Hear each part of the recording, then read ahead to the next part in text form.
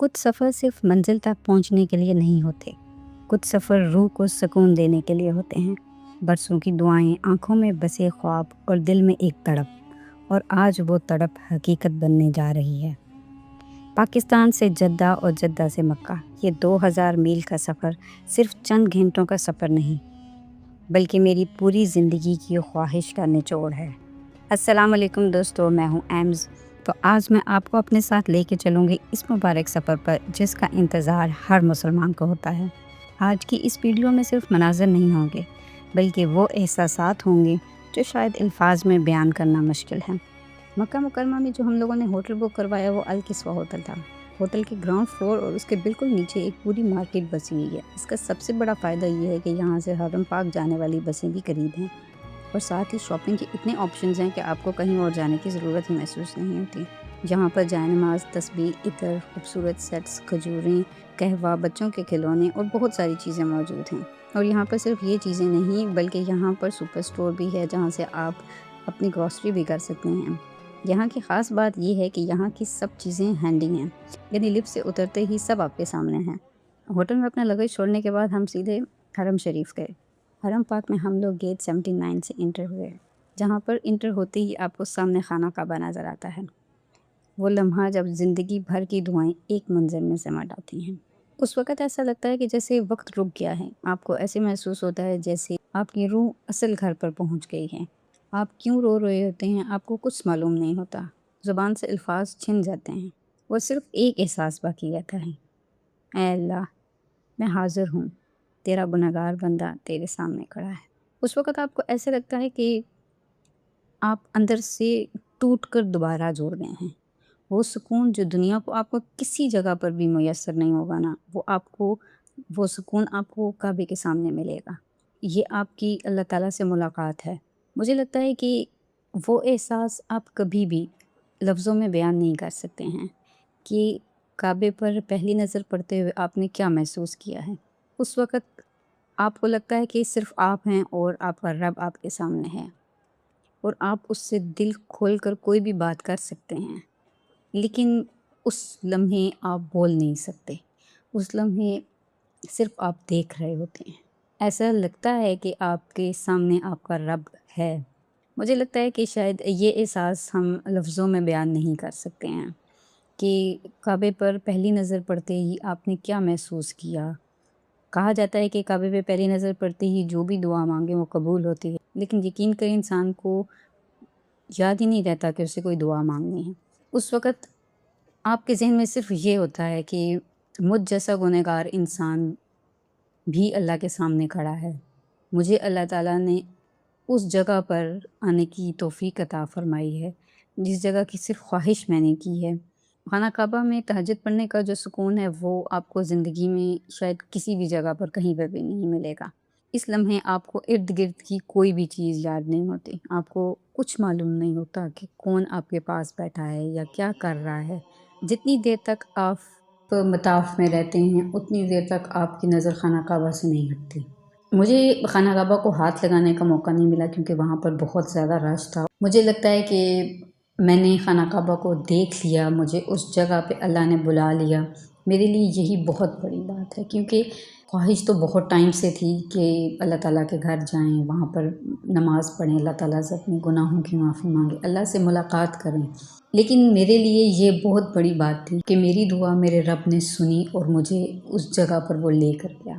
وہ ایسا ٹائم تھا جو شاید آپ کسی کو بھی نہیں بتا سکتے کہ اس دوران میں آپ نے کیا محسوس کیا۔ وہاں پر جو آپ کا اپنے رب کے ساتھ کنیکشن بنتا ہے نا، وہ کچھ الگ لیول کا ہوتا ہے، میں یہ کہوں گی۔ میرا خیال ہے کہ آپ ان سب ایموشنز کو، ان سب احساسات کو لفظ نہیں دے سکتے، میں اس احساس کو نہیں بیان کر سکتی۔ عمرے کی ادائیگی کے بعد اب وقت ہے ان مقامات کی حاضری کا جہاں اسلام کی تعریف رقم ہے۔ آج کا دن میرے لیے بہت خاص ہے کیونکہ میں آپ کو اپنے ساتھ لے کر چلوں گی ان راستوں پر جہاں کبھی ہمارے نبی پاک صلی اللہ علیہ وآلہ وسلم کے قدم مبارک پڑے تھے۔ سب سے پہلے ہم جبل ثور پر گئے تھے۔ یہ وہ جگہ ہے جہاں نبی پاک صلی اللہ علیہ وآلہ وسلم اور حضرت ابو بکر صدیق نے قریش سے بچنے کے لیے مدینہ ہجرت کے دوران 3 دن تک پناہ لی تھی، اور اسی غار میں مکڑی نے باہر جالا بنایا تھا اور ایک پرندے نے غار کے دروازے پر انڈے دیے تھے تاکہ یہ ظاہر ہو کہ کوئی اندر داخل نہیں ہوا۔ یہ دیکھ کر قریش واپس چلے گئے تھے۔ یہاں پر چیئر لفٹ کا کام ہو رہا تھا، اس لیے ہم زیادہ اوپر نہیں جا سکے۔ دور سے ہی ہم نے اس پہاڑ کو دیکھا تھا۔ یہاں پر ہمیں ایک بلی بھی نظر آئی تھی جس کے ساتھ ہم نے کچھ ٹائم گزارا تھا۔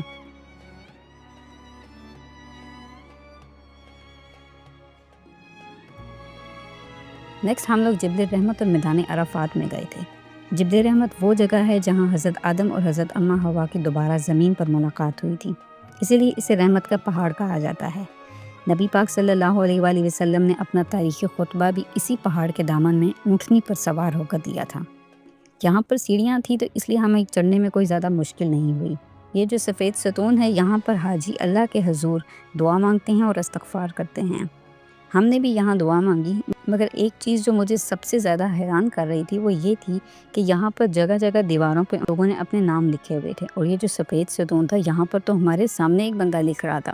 کہا یہ جاتا ہے کہ جی یہ حاضری لگا رہے ہیں۔ نعوذ باللہ، کیا جس نے بلایا ہے آپ کو اس کو نہیں معلوم؟ مجھے تو اس کانسیپٹ کی بالکل سمجھ میں نہیں آئی۔ میدان عرفات تقریباً 18 مربع کلومیٹر پر محیط ہے۔ یہاں حج کا رکن اعظم وقوف عرفات ادا کرتے ہیں۔ یہ دونوں مقامات اللہ کی رحمت اور مغفرت کی علامت ہیں۔ 9 ذی الحج کو سورج ڈھلنے سے لے کر غروب ہونے تک یہاں قیام کرنا فرض ہے، ورنہ حج ادا نہیں ہوتا۔ جبل رحمت کے بالکل دامن میں ہی ہم لوگوں کو ایک جالی کے اندر پتھر نظر آیا، جس کے بارے میں کہا جاتا ہے کہ یہ پتھر بہت متبرک ہے، اور اس کے چھونے یا چومنے یا دھاگا باندھنے کی وجہ سے ان لوگوں نے اس کی گرد یہ جالی لگائی ہوئی تھی تاکہ لوگ اس قسم کے کام وہاں پر نہ کریں۔ جیسے یہاں پر انہوں نے سیڑھیوں کے جو سائڈوں پہ پتھر تھا نا، وہاں پر بھی انہوں نے نام لکھے ہوئے تھے، اور وہ جو سفید ستون تھا وہاں پہ بھی نام لکھا ہوا تھا۔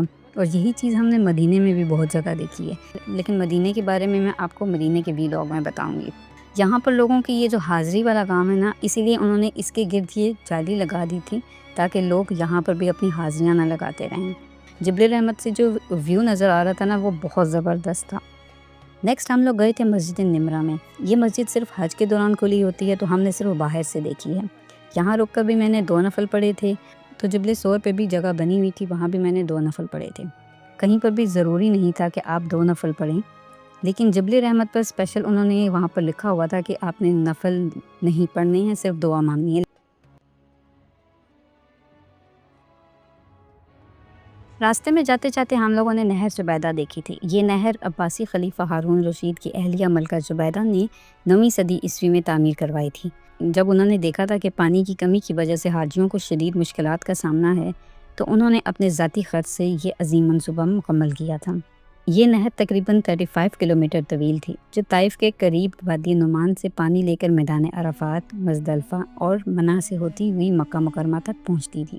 اس کا بیشتر حصہ زمین دوز تھا، لیکن جہاں پہاڑ آئے تھے وہاں اسے پتھروں کی دیوار کے ذریعے گزارا جاتا تھا۔ کہا یہ جاتا ہے کہ ملکہ زبیدہ نے کوئی خواب دیکھا تھا جس کی تعبیر یہ تھی کہ وہ کوئی ایسا کام کریں گی جس سے چرند پرند سب لوگ فائدہ اٹھائیں گے۔ اب اس میں کتنی سچائی ہے اس کے بارے میں کچھ نہیں کہہ سکتی۔ نیکسٹ ہم لوگ گئے تھے مسجد مشعر الحرام، جو مزدلفہ میں واقع ہے۔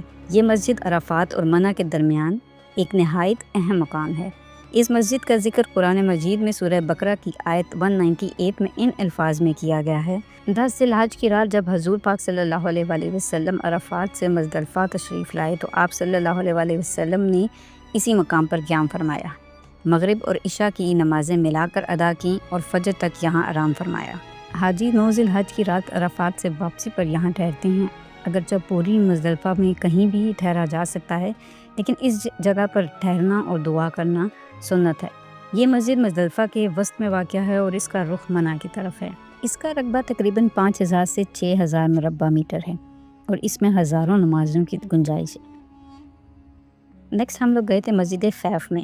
اس مسجد کو انبیاء کی مسجد بھی کہا جاتا ہے۔ ایک مشہور روایت کے مطابق یہاں نبی پاک صلی اللہ علیہ وآلہ وسلم کے علاوہ 70 سے زائد انبیاء اکرام نے نماز ادا فرمائی ہے۔ جب حاجی منی کے خیموں میں قیام کرتے ہیں تو یہ مسجد عبادت کا مرکزی محور ہوتی ہے۔ نبی پاک صلی اللہ علیہ وآلہ وسلم نے حجۃ الوداع کے موقع پر اسی مقام پر قیام فرمایا اور نمازیں پڑھی تھیں۔ یہ منی کی سب سے بڑی اور اہم ترین مسجد ہے۔ یہ بھی مسجد نمرہ کی طرح حج کے دوران میں کھلی ہوتی ہے اور عموماً یہ بند ہوتی ہے۔ یہ بہت خوبصورت مسجد تھی اور اتنی بڑی تھی نا کہ میں دل چاہ رہا تھا کہ میں اس کے اندر جاؤں۔ جہاں ہم کھڑے ہو کر مسجد دیکھ رہے تھے وہاں قریبی بہت سارے کبوتر تھے۔ ہمارے پاس جو کھانے پینے کی چیزیں تھیں وہ ہم نے ان کو ڈالیں، کچھ ٹائم ان کبوتروں کے ساتھ ہم لوگوں نے گزارا۔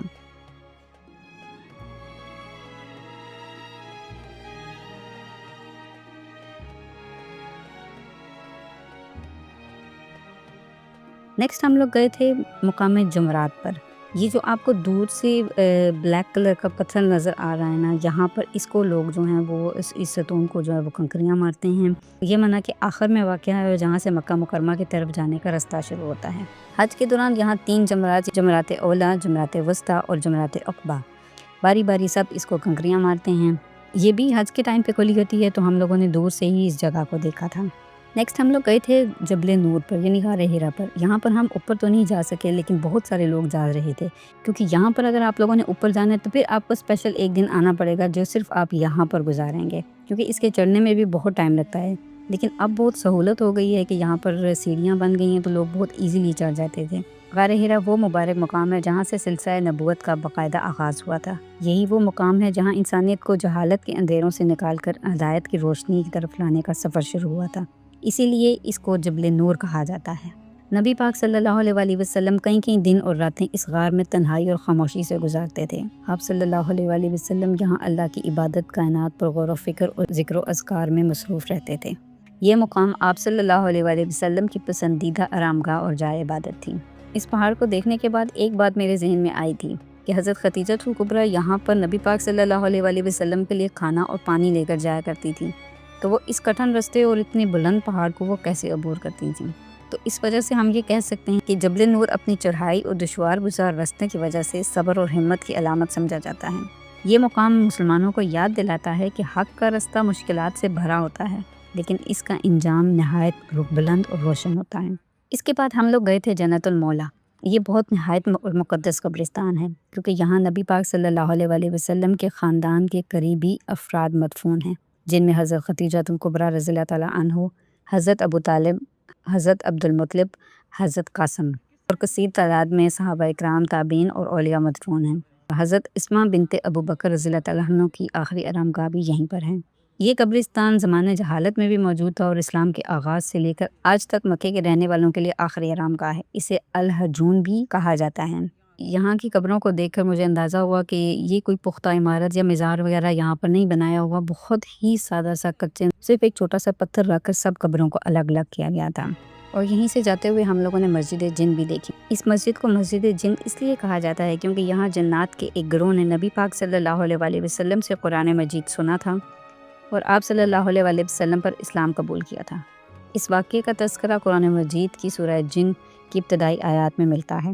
اس جگہ کو مسجد بیت بھی کہا جاتا ہے کیونکہ یہاں جنات نے آپ صلی اللہ علیہ وسلم کی رسالت پر بیعت کی تھی۔ یہ مقام اس بات کی علامت ہے کہ آپ صلی اللہ علیہ وسلم کی دعوت صرف انسانوں کے لیے نہیں بلکہ تمام مخلوقات کے لیے بھی ہے۔ جبل نور کی عظمت سے لے کے میدان عرفات کی وسعتوں تک ہم نے تاریخ کے ان پنوں کو اپنی آنکھوں سے دیکھا جنہیں صرف کتابوں میں پڑھا تھا۔ ہر پتھر، ہر پہاڑ ایک داستان سناتا محسوس ہوا۔ ایسا لگتا ہے جیسے ہم وقت کے پیچھے سفر کر کے اس دور میں پہنچ گئے ہیں جہاں اسلام کی بنیادیں رکھی جا رہی تھیں۔ مکہ کی ان گلیوں اور زیارات کے سفر روح کو بڑا پرسکون کر دیا تھا۔ شاید اس احساس کو میں لفظوں میں بیان نہیں کر سکتی۔ اس کے بعد زیادہ تر ٹائم ہم لوگوں نے حرم شریف میں ہی گزارا تھا۔ حرم شریف کی جہاں جس جگہ پر میں نے نماز پڑھی وہاں پر میں نے ویڈیو ضرور بنائی تھی۔ آج بھی میں جب یہ ویڈیوز دیکھتی ہوں تو مجھے لگتا ہے کہ میں وہاں پر موجود ہوں۔ یہ حرم پاک کی مسجد کا بہت خوبصورت ایریا تھا۔ یہ نیا بنا رہے ہیں اب، لیکن یہ مجھے بہت خوبصورت اور پرسکون لگا تھا۔ یہاں پر ہم لوگوں نے بہت ٹائم گزارا کہ سارا دن ہم لوگ یہاں پر بیٹھتے تھے، کیونکہ مطاف میں ایسا ہوتا ہے کہ وہاں پر آپ کو بیٹھنے کی اجازت نہیں ہوتی، وہ آپ نیچے والے فلور پر ہوں یا اوپر والی جگہ پر ہوں۔